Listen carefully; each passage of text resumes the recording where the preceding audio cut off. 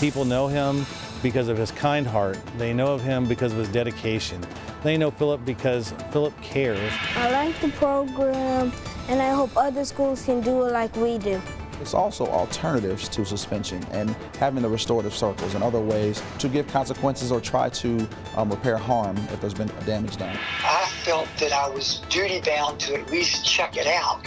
And in all my years on the bench, I never had a circumstance like this. There was never any case that even approached this. And so that's what was so unusual about it. At the time of this case and many other cases that we had, the technology did not allow for DNA testing. It was quite a shock to her to, after all this time, to get a call from the police. Some varieties, if we're a little short on them, we do have to raise the price, but hopefully, you know, we get back into the swing of the thing the next year or two. Good morning and thanks for waking up with us on this Tuesday. It seems like yesterday we kind of got spoiled with that nice fall day. We're going to at least start off dry, but then things are going to change a little bit. Yeah, we do have some rain to talk about in the forecast. Caitlin, can you just get this whole thing under control? I mean, it's one way, then the next way. Yeah, welcome to the weather department. Things change. Okay, let's talk about those rain chances. Our first one of the week as we head into this afternoon. No rain chances in this beautiful photo that we got yesterday. Thanks to Shannon Amos for that one. Gorgeous sunset there in Georgetown, Indiana. Here's your weather headlines for this morning. A few spotty showers possible throughout the afternoon today, but the more widespread rainfall is going to arrive late tonight and into tomorrow. Still mostly dry though for Thanksgiving and mostly dry for Wednesday as well. Here's a look at what's going on around our region. Cold front's going to swing through our area later today. As it does, it is going to increase our rain chances. Nothing going on right now though, just a few clouds moving into our area, and we'll see those clouds increase as we head throughout the mid-morning hours. It's later this afternoon, a few spotty showers possible. I'd say between about 1 and 5, but the real weather starts to arrive after about 5 p.m. Starts to push in west to east. This is a look at about 10 p.m. You can obviously see more rainfall here on your screen, and that's going to continue into the overnight hours. So temperatures to get you out the door here on this dry note: 41 in Corydon, 48 in Louisville, 45 in Hardinsburg. Looking ahead to the next 12 hours, we'll get up close to 60 this afternoon. Those rain chances will start to increase after about 3 and 4 p.m., really ramping up between about 5, 6, 7 o'clock tonight. Precipitation tracker showing you we do have more rain to talk about in the forecast. Much better chance for it as we head into the weekend as well. Details on that in just a few minutes. For now, let's get a check on your roadways this morning. Things are pretty quiet out there so far. No weather impacting your commute, and we are looking good on our major interstates, both north and south of the river. It looks good on the Waterston and the Gene Snyder as well. So we'll take a look at some of our cameras. Here's I-65 at Ali. Looking there through the Hospital Curve area, looks just fine in both directions. 64 at Grinstead, easy going both east and westbound here. And a look at 264 at River Park Drive here on the west side, Shawnee Expressway. No delays to tell you about. So your drive times 265 into downtown. Hey, so far so good. We are still all in the green, guys. Not a bad drive. Thanks, Caitlin. Today's the second day that West Washington schools aren't going to have class. They're taking off to honor one of their coaches who died yesterday. Coach Philip Bausman died after suffering a stroke during a football game. He was taken off life support yesterday. He was employed with the West Washington School Corporation for 19 years. So the school is encouraging you to stop by a memorial they've created at Senator Football Field and leave any notes, mementos, or candles in the coach's honor. WHAS 11, we talked to Brent Minton, who coached Bausman when he was a student at Salem High School. He is such a great person, and so because of that, it's even harder for people. Tomorrow there will be an honor walk for Coach Bausman in Indianapolis. His visitation is Friday at Mount Tabor Church. Police are trying to figure out exactly what happened after a man got shot last night. Officers got a call just before 10 at 28th and Hale Avenue in the Parkland neighborhood. When they got there, they found a man who was shot several times. He ended up dying at the hospital. Right now, police don't have any suspects, so if you know anything, call 574-LMPD. Police say a Jeffersonville man hit a state trooper's patrol car while he was driving drunk. It happened early Sunday morning. Indiana State Police say the trooper was doing a traffic stop near 10th and Ashley Drive. That map shows you. He was inside the patrol car with the lights on when police say Wendell Moore crashed into him. No one was hurt and the car wasn't really damaged either. Moore is now out on bond. New technology just helped Louisville police solve a case that has been cold for almost 40 years. 62-year-old Ronald Priest, this man, accused of violently raping an 18-year-old in 1981. Police say that he broke into her home, and at the time, all he had to go off of was this sketch. Technology did not allow for DNA testing, and even after DNA testing became a real thing, you couldn't send DNA testing off to unknown perpetrators, which is what was in this case. The victim did not know her attacker. In 2016, LMPD got grant money from the Danny program, which let them test all of their backlogged kits. We're already seeing the results of that. This is the 4th arrest they've made since then.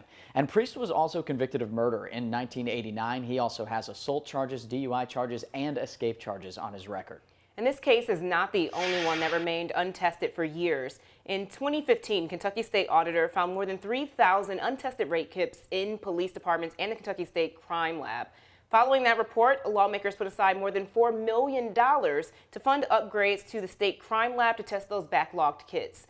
It passed the SAFE Act of 2016, which set timelines for testing kits, and it also established training for police. Well, this morning, police are trying to identify 4 women who they say stole from customers at a local yoga studio. St. Matthews police believe these 4 women on your screen have stolen credit cards from several spots, including Hot Yoga on Shelbyville Road. They say 2 women distracted the person at the front desk, while the other 2 took the credit cards from lockers. These pictures show the suspects in the studio lobby and using the stolen cards at stores in the area. If you have any information about who these women are, call police. We still don't know where about 25 kids are going to go after the Juvenile Detention Center shuts down. Today, you're invited to say what you think should happen. The Department of Juvenile Justice System wants to keep them in Jefferson County at the Audubon Youth Development Center, but officials with the department know that not everybody agrees with that. If you have thoughts on this, head to the Audubon Center this afternoon at 3, and if you can't make it, don't worry. They're going to do these meetings every Tuesday for the next 3 weeks. Today we'll also hear about the repairs finished up at the Kentucky Center. This huge fire, you're looking at the damage there. Last year, it nearly burned down the entire building, and it all started from a spark from a contractor's metal grinder. It took more than 60 firefighters to put this fire out.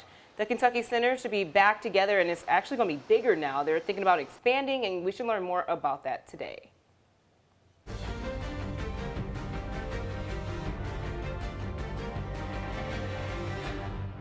The only prediction I can make is that I can't imagine a scenario under which 67 members of the Senate would remove the president from office in the middle of a presidential election. Senate Majority Leader Mitch McConnell there talking about the impeachment inquiry during a visit to Kentucky yesterday.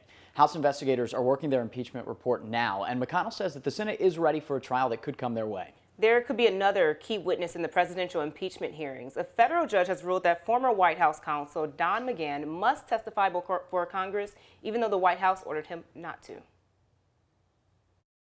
Despite the White House efforts to block his testimony, a federal judge ordered former White House counsel Don McGahn to comply with a subpoena to answer questions before Congress. McGahn was a star witness in special counsel Robert Mueller's investigation. House Intelligence Chairman Adam Schiff announced he'll release a report shortly after Thanksgiving. He also called the ruling a very significant victory for congressional oversight and for the American people. Meanwhile, the Justice Department says it will appeal the judge's order, keying up a precedent-setting case at the Supreme Court with implications for other witnesses in the impeachment inquiry. But Schiff insists the investigative work continues, and we are learning additional information almost every day. This all comes amid growing scrutiny of President Trump's personal lawyer, Rudy Giuliani.